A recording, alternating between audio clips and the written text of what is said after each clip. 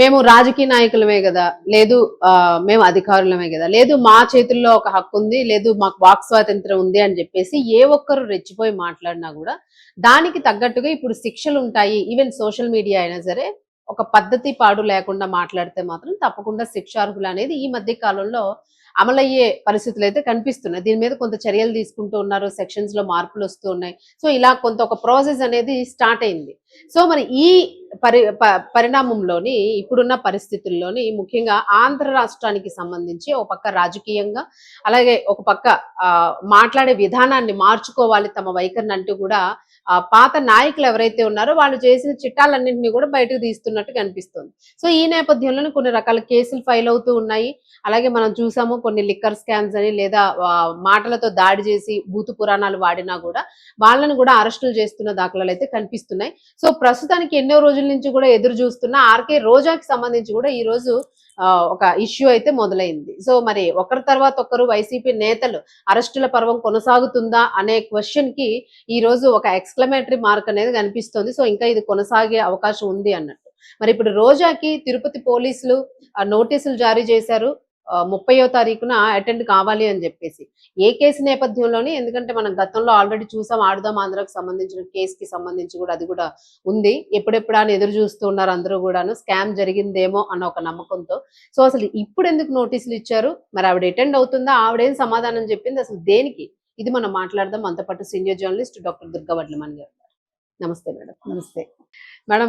YCP arrest అంటే list, ఈ స్కాముల లిస్ట్, స్కీముల లిస్ట్ అన్ని కూడా ఈ మధ్యన ఉన్న 11 మందిని కూడా ఒకరొకరిని ఈ అరెస్టులని, కేసులని కూడా ఫైల్ చేస్తూ ఉండడం మనం చూస్తూ ఉన్నాం.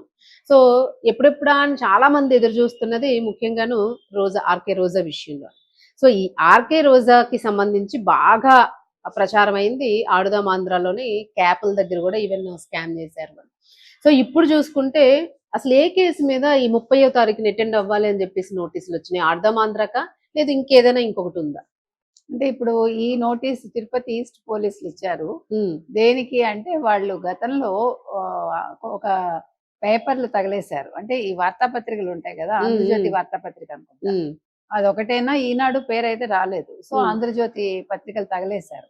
అంటే నిరసనలు తెలుపుతూ ఆ నిరసనలో భాగంగా పేపర్లను కాల్చారు. అంటే అందులో ఏమైనా ఉందా వీళ్ళకి? వాళ్ళ అండం ఏంటంటే జగన్మోహన్ రెడ్డి కుటుంబాన్ని ఇంకా వేరే రాజకీయ నాయకుల కుటుంబాలకు సంబంధించి అందులో నెగిటివ్ గా రాశారు. దానికోసం చేశాము, మీరు అరెస్ట్ చేస్తారా చేసుకోండి. అయితే నేను అనేది ఏంటంటే, అసలు మీరు ఇష్టానికి నోర్లు పడేసుకుని అసలు నిరసనలు అనేవి మీరు ఎలా చేయాలి? ఎవరిని ఇబ్బంది పెట్టకుండా మౌనంగా చేయాలి. మీరు ప్లకార్డ్స్ పట్టుకుని చేసుకోండి. కానీ నిరసనలు అనేవి పేపర్లు తగలబెట్టేసి ఏదైనా జరగరాంది అల్లర్లు సృష్టించటమేగా. ఇప్పుడు మీకు మంటను చూసే కొద్దీ చుట్టూ ఉండే వాళ్ళు రెచ్చిపోతారు. అవునవును, వాళ్ళు ఇంకో పేపర్ వేస్తారు. మీరు ఒకసారి ఊహించుకోండి ఎట్లా ఉంటుంది. ఎందుకండి ఇప్పుడు ఆ నిప్పురవ్వలు మన చీర మీద పడినా కష్టమే. అవునవును.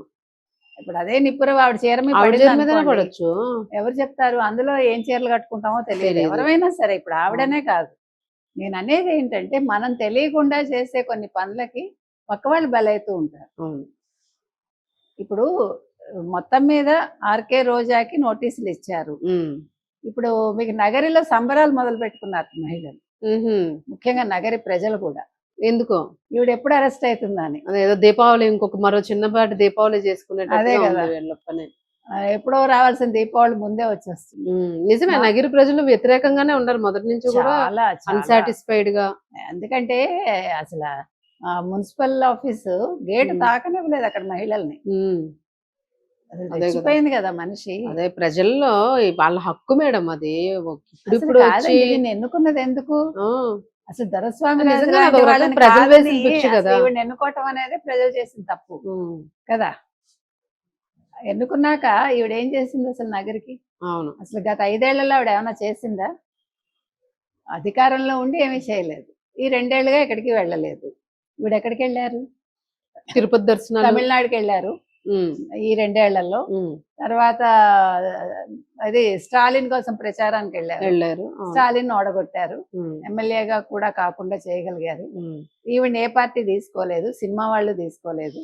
అంతకుముందు 5 సంవత్సరాలు మీరు అన్నట్టుగా మంగళవారం వచ్చిందంటే తిరుమలలో అందరికీ దర్శనాలు, అవును దండుకోవడాలు, అంతే. డబ్బులు దండుకోవడం. తర్వాత ఆడుదాం ఆంధ్రాలో 119 కోట్లు, 1, 2 కాదు. అప్పుల్లో ఉండే రోజా ఈ రోజు కొడుక్కి ఫస్ట్ బర్త్డేకి ఏమి ఇచ్చింది ఈవిడ రాజకీయాల్లోకి వచ్చి, అంటే ఎమ్మెల్యే బెంజా? అయ్యాక బెంజ్ కార్ ఇచ్చింది. ఉమ్. మరి ఆ లెవెల్కి ఎలా వచ్చింది? జగనన్న ఉమ్. మహిమ. జగనన్న జంతర్ రాకపోతే బిఎన్ఎస్ఎస్ చట్టం 35/3 ప్రకారం ఆవిడని అరెస్ట్ చేస్తామని కూడా చెప్పారు. ఉహు. అయితే నిజంగా ఈవిడ అరెస్ట్ అయితే ఇక్కడతో ఆగదు, ఆడుదామాంధ్ర బయటకు బయటకు తీస్తారు. వచ్చేస్తుంది. అంటే నాకు తెలిసి దాన్ని లాగడానికి ఏదో అంటారు కదా, ఎర్రవేసి అంతే. చిన్న అదే ఎరవేసి పెద్ద చేపలు చేపను పెట్టాలంటే పెట్టినట్టుగా చిన్న చేపను ఎరవేయాలని అట్లా ఎరవేసినట్టుగా ఈ అనుకోవచ్చు. చిన్న కేసు వేసి పెద్ద కేసుకి లాగి ఉమ్. మొత్తానికి 29 ఎన్నికలు ఆవిడ చూస్తారో చూడరో, జైల్లో ఉంటారో. పాపం Suspense జగనన్న ఇది. కోసం ఆవిడ ప్రచారం చేయగలరు. అవునవును, అసలు పాపం. చెల్లిగాని చెల్లిలాగా ఆవిడే ఎక్కువ ఇంట్రెస్ట్. మరి ఆవిడ ఆ దిగులతో కృంగిపోకూడదని కోరుకుంటున్నాం మనం. Right madam, thank you.